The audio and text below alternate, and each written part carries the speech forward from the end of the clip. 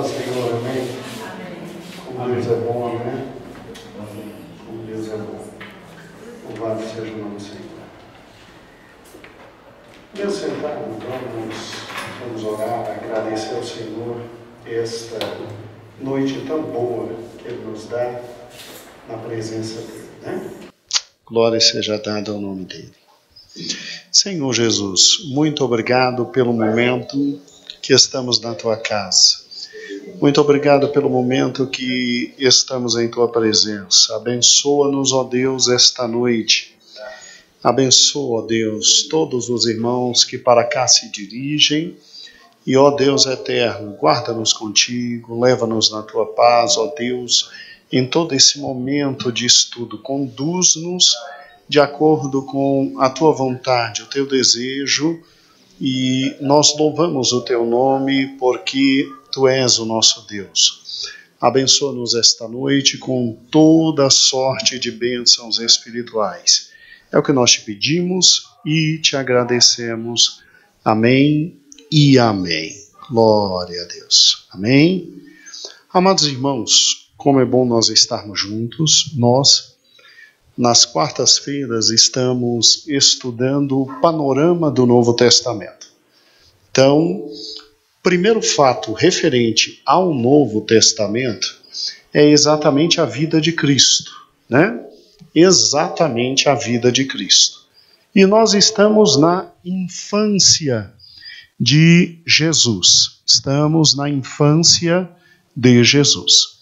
E trabalhando todo o aspecto voltado à infância de Cristo, nós podemos ver que Deus realmente nos trouxe provas incontestes de que Jesus Cristo era seu Filho e que realmente fomos abençoados pela presença dele em nosso meio.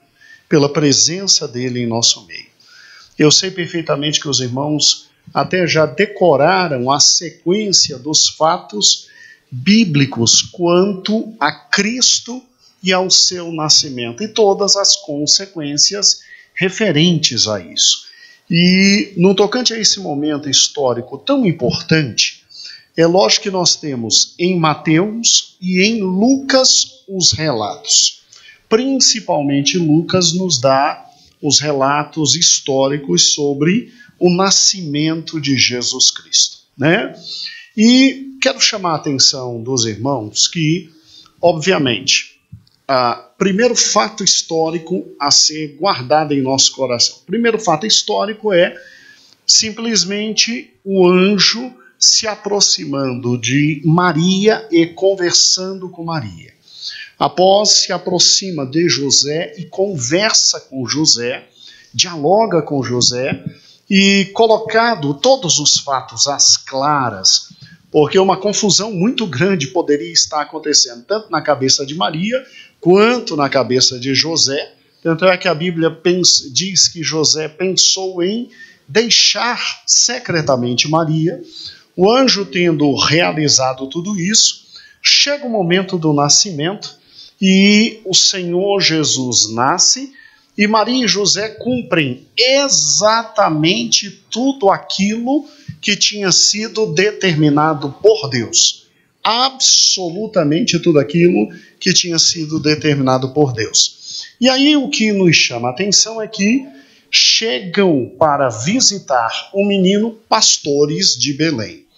A criança vai ao templo, como estava predito em toda a lei mosaica. Chegando no templo, Jesus é apresentado, obviamente 8 dias após a circuncisão, e ali nós vimos que 2 grandes personagens, Simão e, além de Simão, Ana, têm momentos de entusiasmo espiritual, porque viram Jesus nascer. E aí é muito interessante que quando você pega Mateus, e eu te convido para abrir Mateus, né?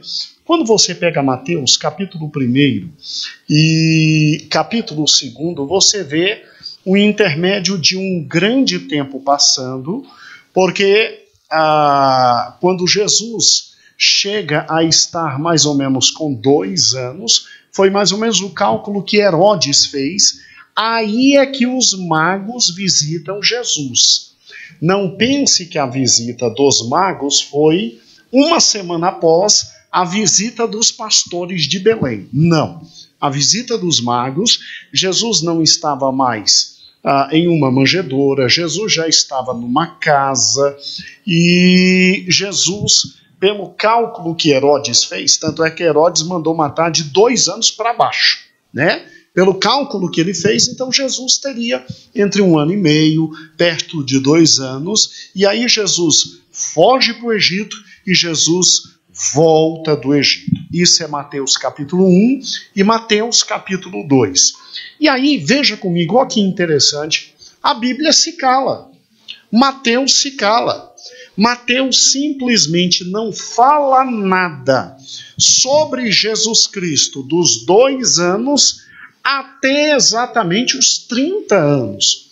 Porque quando você tem Mateus capítulo 3, e a partir do versículo 13, Jesus indo ser batizado, Jesus já tinha seus 30 anos de idade, momento em que começa o seu ministério. Então, nada e absolutamente nada é dito. Mateus trabalha somente com os 2 primeiros anos de Cristo.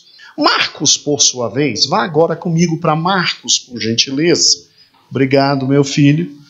Marcos, por sua vez, ele simplesmente fala menos ainda sobre a infância de Jesus. Marcos já começa aonde? Marcos já começa com João Batista, o batismo e a tentação de Jesus. Ele já vai direto, ele pula a infância todinha e ele já vai direto para o momento em que Cristo começa o seu ministério. E aí é óbvio, resta então para Lucas, que resolveu fazer um trabalho histórico, apurado, com calma, com muita calma, resta a Lucas tentar desvendar, e bote isso na cabeça, Lucas tenta desvendar o máximo possível sobre a infância de Cristo. O máximo possível. E aí Lucas, obviamente, trabalha com algo que Mateus não trabalha, que é o nascimento de João Batista. A vida e a família de João Batista, isto está em Lucas capítulo 1. Vem o anúncio do nascimento de Jesus, que Mateus e Lucas trabalham. Vem a visita de Maria a Isabel, o cântico de Maria. E aí eu estou já em Lucas capítulo 1, versículo 57, o nascimento de João Batista. Zacarias volta a falar, e aí vem o cântico de Zacarias. E em Lucas capítulo 2 tem o nascimento de Jesus, vem o relato dos pastores que visitaram Jesus, vem o relato da circuncisão e da apresentação de Jesus no templo, do versículo 21 ao 24, e aquele relato bonito que vimos na semana passada, do versículo 25 até o 38, que é simplesmente Simeão e Ana recebendo Jesus e cantando e adorando ao Senhor Deus pelo Cristo vivo e pelo Messias nascido. E aí Lucas, ele simplesmente dos 8 anos de vida de Jesus, ele vai imediatamente para Jesus com 12 anos. Porque quando você pega Lucas capítulo 2, versículo 39 em diante, Jesus já está com 12 o quê? Anos, é levado ao templo para fazer o teste se Jesus conhecia ou não a Torá. O menino, ele era levado aos 12 anos ao templo e ele tinha que saber Gênesis, Êxodo, Levítico, Números e Deuteronômio. E aí Lucas pula exatamente dos 8 dias até 12 anos, não fala mais nada. Não fala absolutamente mais nada. E aos 12 anos você tem a narrativa de Jesus no meio dos doutores. Eles ficam impressionados com Cristo, e aí, quando a gente vira a página, que a gente pensa que vai ter alguma coisa sobre Jesus aos 13, 14, 16, 17, 18, não tem nada. E dos 18 aos 30 anos, 12 anos, menos ainda se tem. Porque quando você pega Lucas capítulo 3, já vem a pregação de João Batista. E entre Jesus e João Batista havia um período de separação de tempo de 6 a 9 meses de diferença.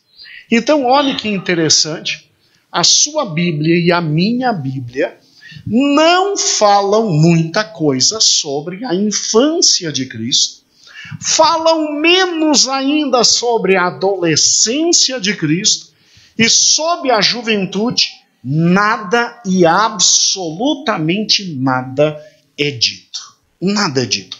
E aí começa, a partir de todos os evangelhos, a narrativa do ministério de Cristo, ou seja, os 3 últimos anos da vida de Cristo. Compreendido isso? Certinho? Pois é, irmãos. Por incrível que pareça, esse fenômeno de pouca coisa a se dizer sobre Cristo na sua infância foi objeto de muita dúvida e investigação de todos aqueles que viveram na época de Cristo. Convenhamos, Cristo foi o fenômeno maior do século I. No século I, Cristo foi o maior fenômeno de todos. E é óbvio que sobre Cristo muita gente ia escrever, ia falar, ia relatar. Se você voltar comigo em Lucas capítulo 1, você vê a partir do versículo 1, Lucas dizendo exatamente o seguinte: tendo, pois, muitos, absolutamente muitos, empreendido em pôr em ordem a narração dos fatos que entre nós se cumpriram, segundo nos transmitiram os mesmos que presenciaram desde o princípio e foram ministros da palavra, pareceu-me também a mim conveniente descrevê-los a ti, ó excelentíssimo Teófilo, por sua ordem. E olha o que Lucas diz: havendo-me já informado minuciosamente de tudo desde o princípio. E aí ele fala para Teófilo, para que você conheça a certeza das coisas que desde já estás sendo informado. Ou seja, por que será que Lucas fala tão pouco da infância? Por que será que Mateus fala tão pouco da infância? Porque eles simplesmente falam menos ainda da juventude e já vão direto para o Cristo que começa todo o seu ministério. Por quê? Porque Lucas, como historiador preciso que ele era, Lucas simplesmente se informou de todos os fatos que se falavam de Jesus Cristo e registrou aqueles que ele tinha certeza absoluta que ocorreram historicamente. Historicamente, ele foi preciso, ele foi direto, ele foi objetivo, e ele disse: olha, eu me informei, e só aquilo que eu minuciosamente consegui averiguar é que eu consegui trazer para você, ó Teófilo. Incrível, né? Por trás disso está quem? Deus.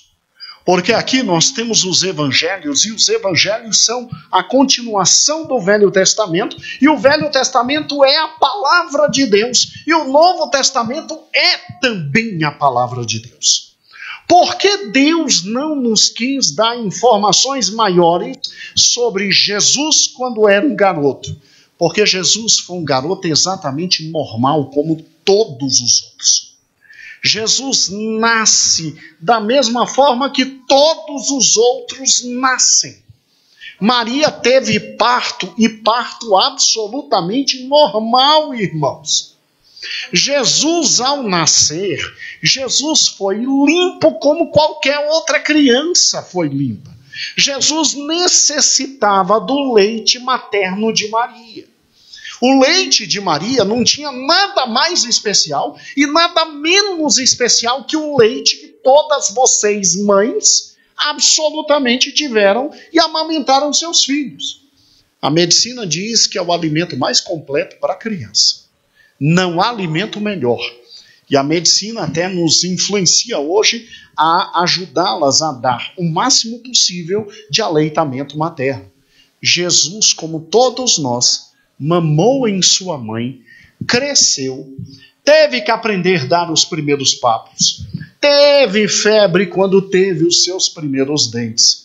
É óbvio que sentiu todas as agonias que uma criança sente, até porque ele precisava passar por tudo que nós passamos para ser o nosso perfeito intercessor. Ele tinha, segundo Hebreus, que conhecer todas as vicissitudes e todas as dificuldades, até para poder interceder por nós. Jesus teve que aprender a andar. Incrível isso, né? O Criador de todas as coisas. Jesus teve que aprender a falar. Jesus balbuciou e depois começou a falar. Jesus foi uma criança absolutamente idêntica a absolutamente todos. Absolutamente todos. Agora havia em Cristo algo muito especial. O que era? Havia, obviamente, por parte do seu pai, um olhar absolutamente voltado a ele, de proteção, de cuidado, porque a Bíblia diz que o menino crescia em graça e em sabedoria. Tanto é que aos 12 anos de idade, ninguém sabe como, ele já tinha consciência perfeita de quem ele era e do que tinha que fazer. Porque, segundo o que está na Bíblia, desceram a Jerusalém e aí simplesmente ao voltarem, tanto José quanto Maria esqueceram de Jesus, simplesmente voltaram. Durante 3 dias Jesus estava perdido. Você já imaginou o desespero desse pai e dessa mãe? E quando encontram, Maria quer lhe dar um carão e Jesus diz: espera aí, mas eu estava no templo, na casa do meu pai, onde eu sempre tenho que estar cuidando das coisas do meu pai. Cuidando das coisas do meu pai. Ou seja, aos 12 anos de idade ele tinha a noção perfeita porque tinha vindo, para que tinha vindo e com a sua finalidade na face da terra. É isso que Deus quis que nós soubéssemos sobre o seu filho. Absolutamente isso. E o que eu acho interessante é exatamente esse fato que acabei de falar e está em Lucas capítulo 2, versículo 47. Abra comigo, né? A partir do versículo 45. Como não o encontraram, voltaram a Jerusalém em busca dele. Versículo 46. E aconteceu que, passado 3 dias, o acharam no templo, assentado no meio dos doutores, ouvindo-os, interrogando-os. E todos os que o ouviam admiravam a sua inteligência e as respostas. E quando o viram, maravilhavam-se, dizendo de sua mãe: Filho, por que fizestes assim conosco? Eis que teu pai e eu, ansiosos, te procurávamos. E ele disse: Por que estavam me procurando? Vocês não sabem que me convém tratar dos negócios do meu pai? Onde é que eu tinha que estar? Eu tinha que estar no templo, cuidando dos negócios de quem? Agora, olha o problema. Há uma passagem que não poderia estar na Bíblia. Versículo 50. E não compreenderam as palavras que lhes dizia. Gente, como é que Maria, que a Bíblia diz que gravava tudo no seu coração e compreendeu absolutamente tudo. Gente, Maria viu um anjo descer e conversar com ela, que ela era a virgem que estava prometida desde o Velho Testamento. Como é que agora ela não compreende o que está acontecendo? Que coração difícil é o nosso, né? Bastou sair de 2 anos para 12 anos, 10 anos passarem, a vida de Cristo foi tão normal como qualquer outra criança, Ruth, que Maria já tinha se esquecido que tinha gerado o Salvador do mundo. Jesus era tão judeu quanto qualquer outro menino judeu, que quando Jesus fala, ei, eu vim, foi para tratar dos assuntos do meu pai. Maria não compreende. Maria se esquece de absolutamente toda a noção messiânica do Cristo. Mas é um texto como esse que nos fez rejeitar, e aqui a lição de hoje, exatamente 12 livros que contavam a infância de Cristo. Eu saí correndo de casa, esqueci de trazer, mas eu depois trago para os irmãos. 12 livros foram escritos contando a infância, a juventude e a adolescência de Cristo. E a igreja não os aceitou. Por quê? Porque de tudo que se falava de Cristo, só 4 foram admitidos pela igreja. Irmãos, se um dia os irmãos puderem comprar, comprem uma Bíblia chamada Bíblia dos Apócrifos. O livro também tem o nome de Apócrifos da Bíblia. Leiam esses 12 documentos e os irmãos vão entender porque não tinha como a gente aceitar esses 12 documentos. Eu queria trazer para colocar na mão de um de vocês, para mostrar que eu não tirei do nada os textos que eu vou botar agora. Mas eu quero que os irmãos leiam comigo. E, por gentileza, toda vez que o irmão estiver com insônia, ou estiver chateado, ou estiver zangado, basta ler um livro apócrifo, você começa a rir tanto, da narrativa, que você até se esquece do problema que você teve. Vamos juntos? Quem está mais desse lado não vai conseguir ver. Aí eu te convido a vir mais para cá, se for possível. Se quiser, para poder ler comigo, você vai ver que fantástico são esses livros. Dos 12, eu trouxe somente 3, e eu quero que você, agora por gentileza, imagine que você é um dos irmãos do século I, da igreja primitiva, e Elton, pelo amor de Deus, me ajude a ver se a igreja errou ao não aceitar esses livros. Vamos juntos, por gentileza? Amados irmãos, vamos juntos aqui. Vamos juntos. Não vou ler todos os textos.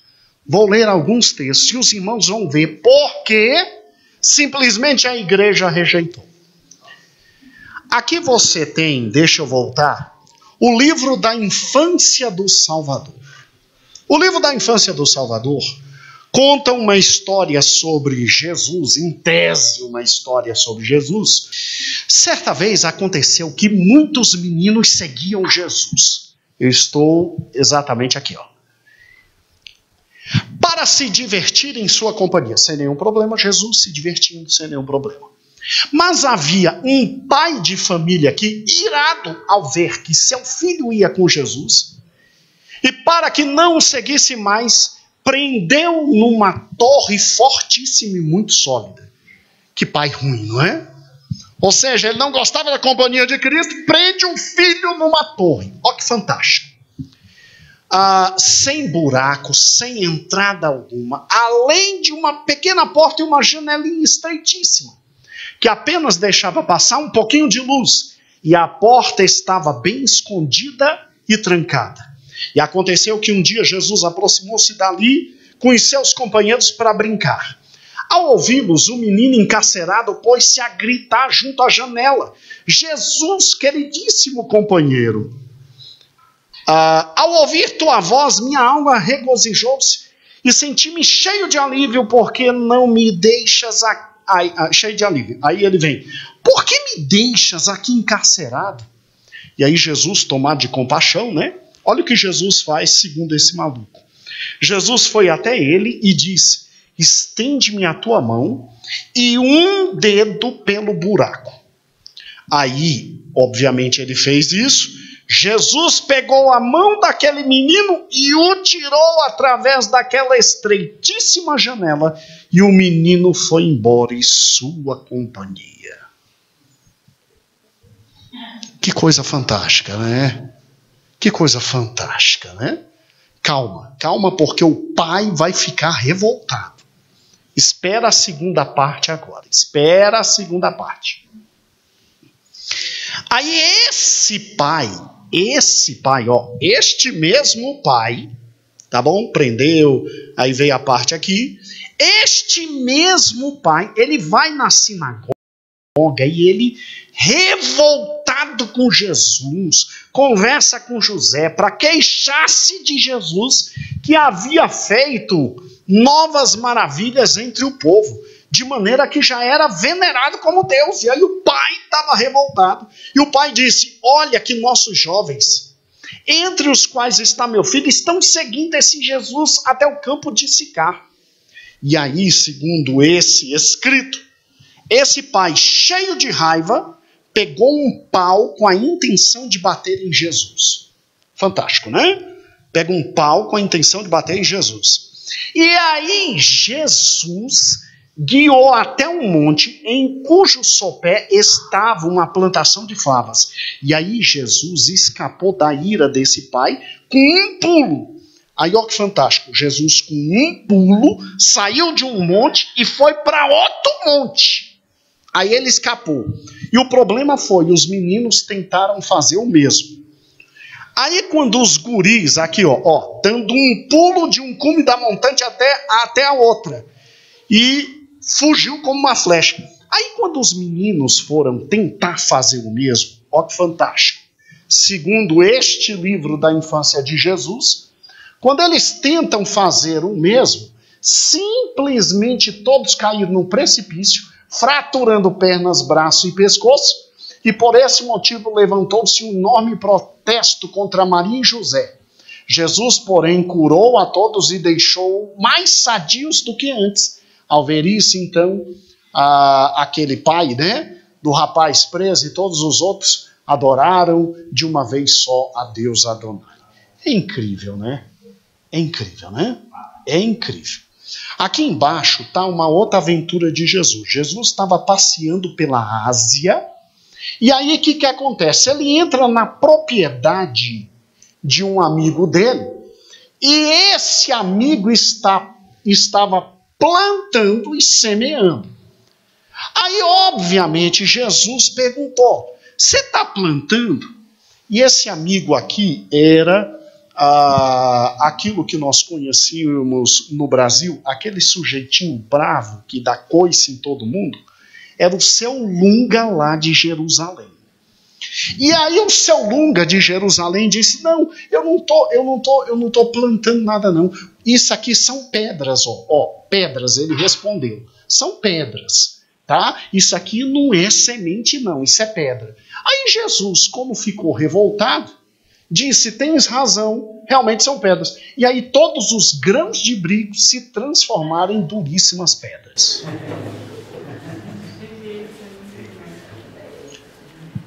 Dava para aguentar textos como esse? É o nível de tudo que está escrito. Idêntico aos evangelhos, né? Calma. Irmãos, essa é fantástica. Do mesmo livro, aqui ó, Um dia de inverno fazia sol esplêndido e um raio de sol estendeu-se e veio pela janela. Aí entrou o raio de sol na janela ali da casa de José. E aí Jesus montou no raio de sol, tá vendo? Montou e colocou suas vestes sobre ele, sentou, e aí, ótimo. Ao ver isso, os seus companheiros, os meninos, pensaram que seriam capazes de fazer o mesmo. Tentaram subir para sentar-se como Jesus, imitando. Mas despencaram. Aí despencaram e se arrebentaram tudo. E aí o que aconteceu foi, Maria e José, vendo isso, pediu para Jesus curar a lesão deles tudinho, soprando. Então só o sopro de Jesus curava. E aí Jesus fez isso, curou só com sopro, e daí é que vem, o Espírito assopra onde quer e devolve saúde a quem lhe apraz. É fantástico, não é? É fantástico, é fantástico, é fantástico. Daí a liberdade do Espírito. Os irmãos já ouviram falar da história de José? Já ouviram falar da história de José? Pois é, a Bíblia não traz a história de José, mas os apócrifos trazem. Fantástico, irmãos. Quem era José segundo os apócrifos?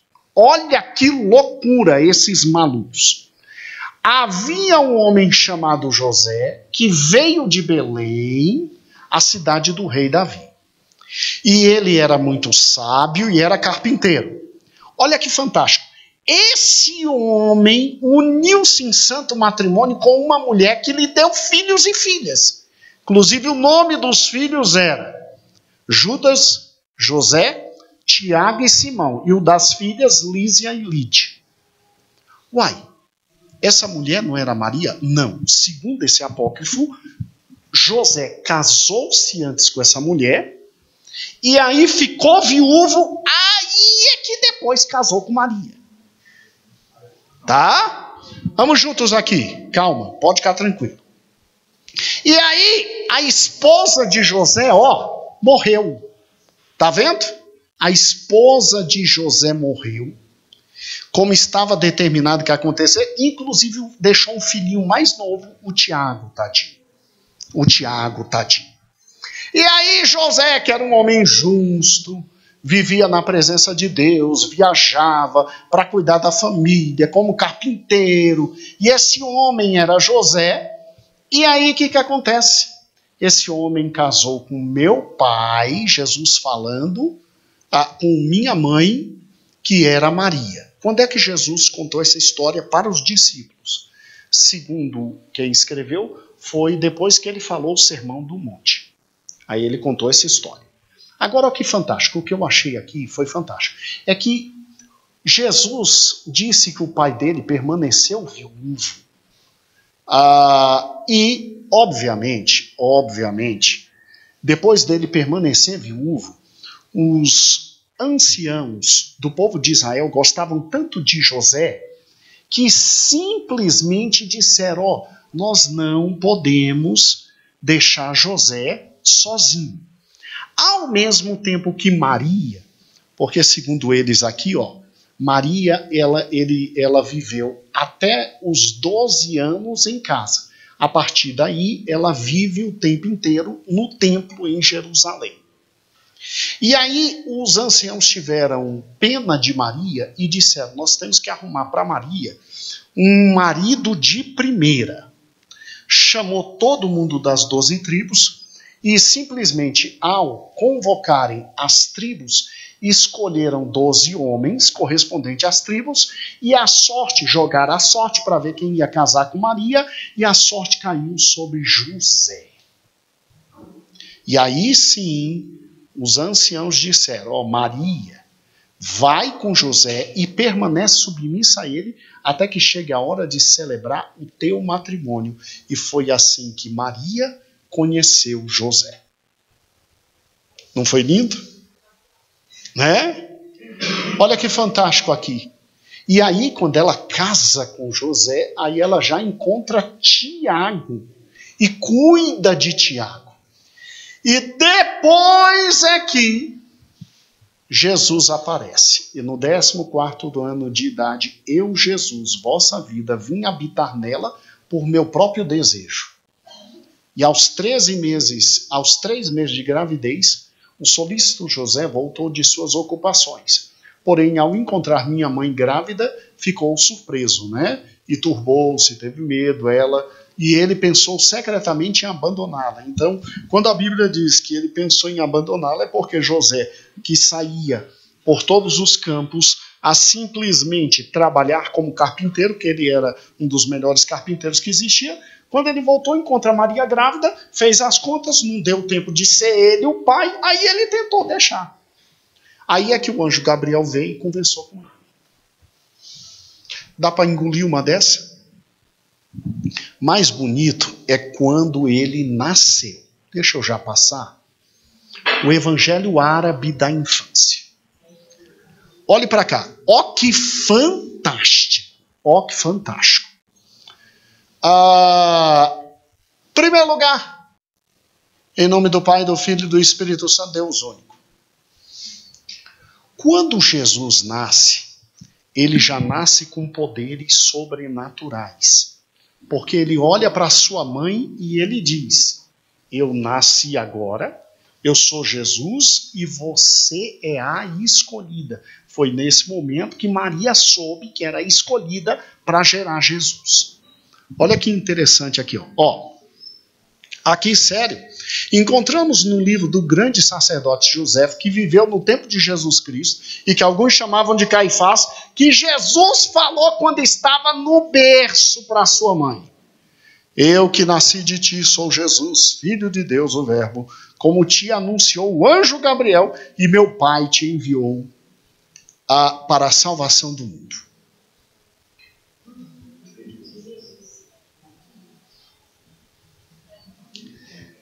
Claudentina, tinha como aguentar?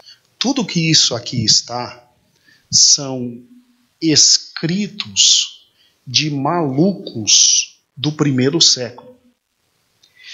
Porque eles queriam ter livros a mais que a Bíblia.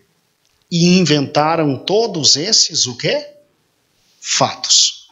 E aí a igreja leu não só esse livro, mas vários outros, e a igreja disse: revelado é só Mateus, Marcos, Lucas e o quê? E João. Olha o que esse bando de maluco escreveu. Agora, ó que interessante. No ano 309 de Alexandre, Augusto determinou que todos se recenseassem. Então José partiu conduzindo Maria, sua esposa, veio a Jerusalém, de onde ele se dirigiu para inscrever-se com a sua família. E aí o que aconteceu? Eles passando próximo de uma caverna, Maria disse, segundo esses malucos: eu vou dar à luz. José disse: então entra nessa caverna. E Maria disse: arruma alguém para me ajudar no parto. Aí ela entrou na caverna, né? E ela foi ter Jesus nessa caverna. E José apressou-se em procurar uma mulher que ajudasse Maria no parto. E encontrou uma anciã vinda de Jerusalém e saudando disse: entra na caverna onde encontrarás uma mulher em trabalho de parto. Quer dizer, vinha uma anciã de Jerusalém, José estava procurando alguém para ajudar Maria no parto, e essa mulher já vinha porque ela sabia que tinha que ajudar uma outra mulher no parto, numa caverna. Compreendeu? E aí, quando essa mulher chegou para ajudar Maria no parto, ó que fantástico. E ao pôr do sol, José chegou com a anciã à caverna e eles entraram. E eis que a caverna estava resplandecente, com uma claridade que superava a infinidade de labaredas e que brilhava mais do que o sol do meio-dia. Por quê? Porque Jesus já tinha nascido, já estava envolto e já estava mamando. E Jesus, como é a luz do mundo, já tinha deixado clara toda a caverna. E a criança enrolada em fraldas e deitada numa manjedoura mamava no seio de sua mãe. E ambos ficaram surpresos com o aspecto daquela claridade. A anciã disse a Maria: és tu a mãe dessa criança? Ao responder afirmativamente, Maria disse, não és semelhante às filhas de Eva? E Maria respondeu, assim como entre as crianças dos homens não há nenhum que seja semelhante ao meu filho, a par de todas as mulheres. E aí essa anciã chega perto de Cristo, põe as mãos na criança, e quando ela põe as mãos na criança, ela fica purificada de toda a enfermidade que ela tinha, e ela disse que ia servir essa criança o resto da vida. Né? Aí vem a narrativa de que os pastores chegaram e ficaram assustados com tanta luz, né? E o que é interessante aqui, a circuncisão de Jesus. Segundo esse capítulo, quando Jesus é circuncidado, essa anciã pega o prepúcio de Jesus e coloca num vaso de alabastro, que é inclusive o vaso que foi guardado e que depois foi usado por aquela mulher para ungir Jesus antes da morte de Jesus. Está compreendendo? Uma coisa maravilhosa, extraordinária. Olha aqui, aqui, e o que comerciava perfumes, Maria deu o vaso dizendo, muito cuidado, porque não se pode vender esse vaso de nardo, mesmo se oferecerem 300 dinares. Este é o vaso que Maria, a pecadora, comprou e que ela derramou sobre a cabeça e os pés de nosso Senhor Jesus Cristo enxugando. O mesmo vaso aqui, que na época de Jesus recém-nascido, ao ser circuncidado segundo a lei, circuncidado na cavela, e a velha anciã recolheu o prepúcio e colocou em um vaso de alabastro cheio de nardo. Não é fantástico? Não dá dó? Agora, preste atenção nisso. Bem rapidinho, irmãos. Aqui é que é fantástico. Veja que eles contam aqui que os reis e os príncipes apressaram-se em reunir em torno dos magos, perguntando o que haviam visto. Os irmãos se lembram que os magos, 2 anos depois após, vieram ver Jesus. E aí os magos, ao voltarem, os reis e os príncipes de Israel foram atrás desses magos para saber sobre Cristo. E aí os companheiros haviam tido durante a viagem. E os magos mostraram a faixa que Maria havia dado para eles e em seguida celebraram uma festa. Então os magos saíram com uma faixa que Maria deu para eles, eles voltaram, os reis de Israel foram atrás e aí pegaram aquela faixa e fizeram uma festa, e até hoje é a festa dos tabernáculos, esta faixa. Compreendeu? E o que é mais interessante, né? Quando o rei Herodes queria saber onde Jesus ia nascer, aí é óbvio que eles disseram que ele nasceria em Belém e trariam presentes como Zoroastro. Um grande mago do Oriente tinha dito que ia acontecer. Irmãos, eu trouxe o menos possível de absurdo. Os irmãos não têm dimensão dos outros absurdos que existem nesses livros chamados livros o quê? Apócrifos. Veja que interessante. Por causa de Mateus, capítulo 1 e 2, por causa de Lucas, capítulo 1 e 2, a igreja simplesmente pegou todos esses textos e os rejeitou.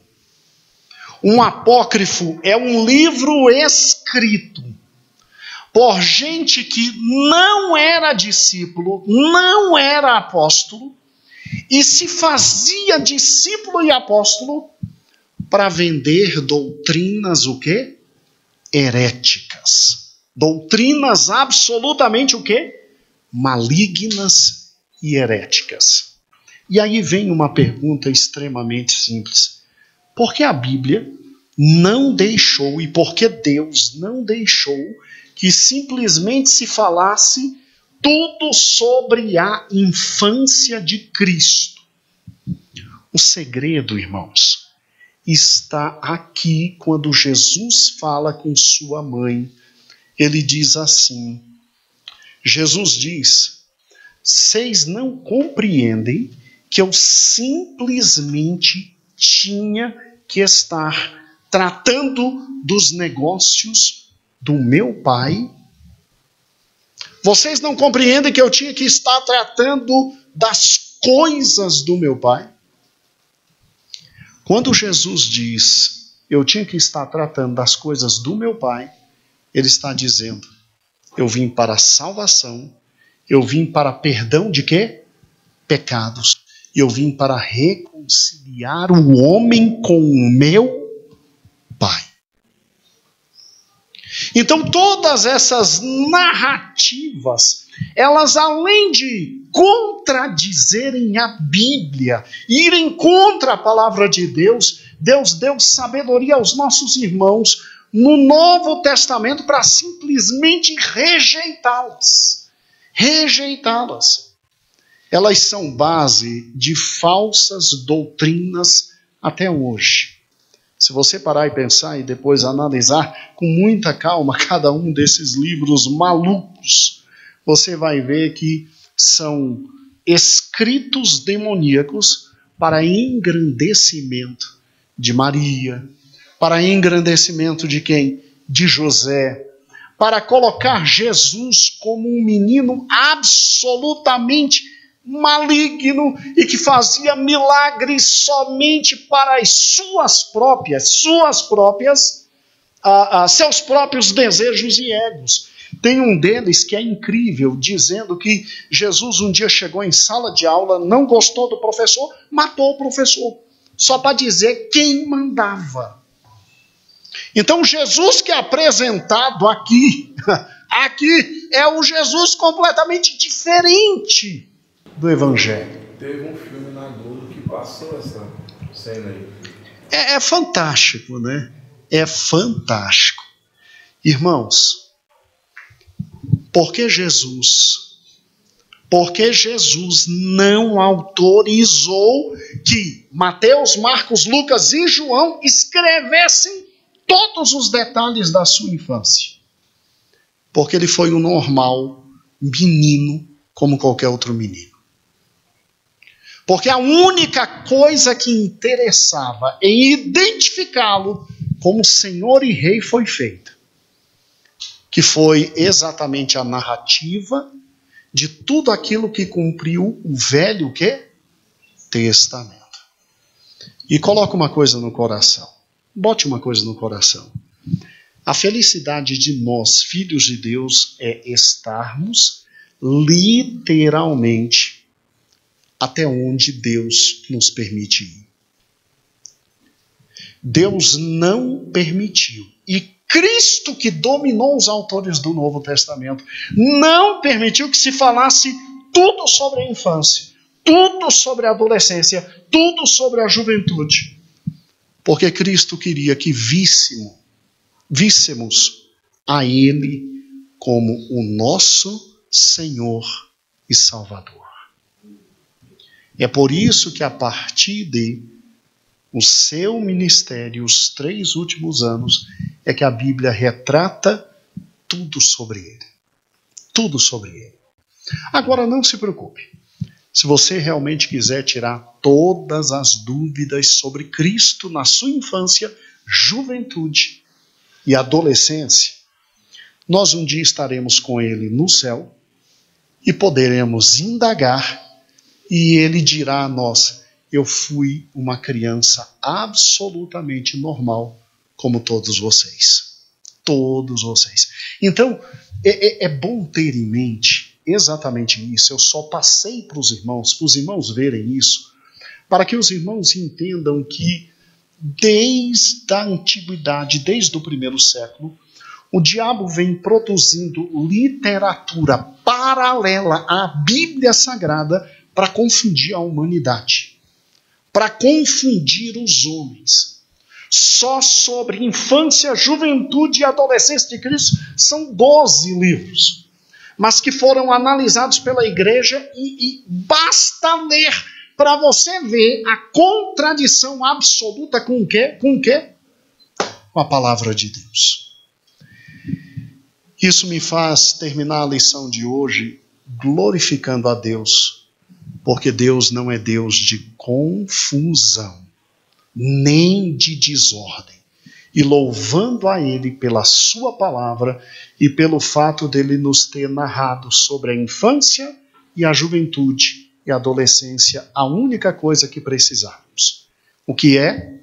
Primeiro, que Jesus nasce de uma virgem em cumprimento da palavra de Deus.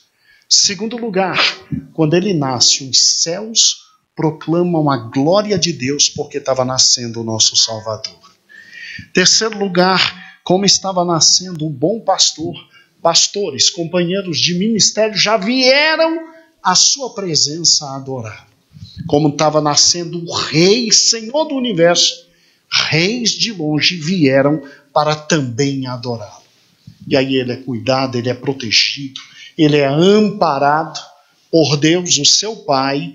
Aos 12 anos, ele já tem a noção perfeita para o que nasceu, porque ele já diz, meu pai, o templo, e eu tenho que cuidar das coisas do meu pai. E aos 30 anos, quando exatamente todos os seus irmãos já podiam cuidar da sua mãe, ele deixa seu lar, porque segundo a tradição, José morre cedo, ele tem que cuidar da casa. E aos 30 anos, quando ele vê os seus irmãos mais novos com poder de trabalho e podendo cuidar de sua mãe, ele sai de casa para cuidar das coisas do seu pai. E ele começa a caminhar, Júlia, começa a caminhar para salvar a humanidade. Júlia, assim como no século I, existiram malucos com esses textos, Júlia, hoje existe maluco escrevendo maluquice em tudo que é canto. Por isso, irmãos, Deus nos deu a sua palavra. E coloque uma coisa no coração: o que está de acordo com ela, glorificado seja o nome do Senhor. O que está contrário a ela, a Deus. E eu só preciso da palavra dele. Amém? Senhor Jesus, muito obrigado pela segurança que tu nos dá. É incrível, Senhor, como nós lemos poucas páginas hoje de absurdos, e o teu povo, à medida que líamos, ó Deus, o teu povo se espantava e sorria e dizia, não é possível. Senhor, eu te agradeço porque estamos nesse projeto maravilhoso de ler o Novo Testamento todo este ano. Eu te agradeço porque terminamos Mateus e ninguém mais nos engana em Mateus. Eu te agradeço porque estamos em Marcos e ninguém, absolutamente ninguém mais nos engana. Ó Deus, ninguém nos engana. Senhor, nós queremos ler a tua palavra, gravar a tua palavra, comer da tua palavra, viver pela tua palavra, entender e enxergar a tua palavra. Ó Deus, dá-nos esta habilidade de conhecer tanto a verdade, que quando lermos a mentira, ela imediatamente se mostre a nós. Obrigado porque tu és um Deus maravilhoso, grandioso e esplendoroso. E nós te adoramos pela segurança que temos com a tua palavra. Bendito seja o teu nome para todos sempre. Amém e amém. Glória a Deus. Então, irmãos, terminamos aqui o nascimento, a infância e a juventude de Cristo. A partir da semana que vem nós vamos ver o ministério de Cristo. Como ele alcançou, como se desenvolveu e o que ele alcançou. E o Senhor vai nos abençoar. Amém? Semana que vem o Senhor nos dará o privilégio de entender o mistério da encarnação e por que Cristo se encarnou. Amém? Não falte e o Senhor vai nos abençoar. Pastor Elias, por gentileza.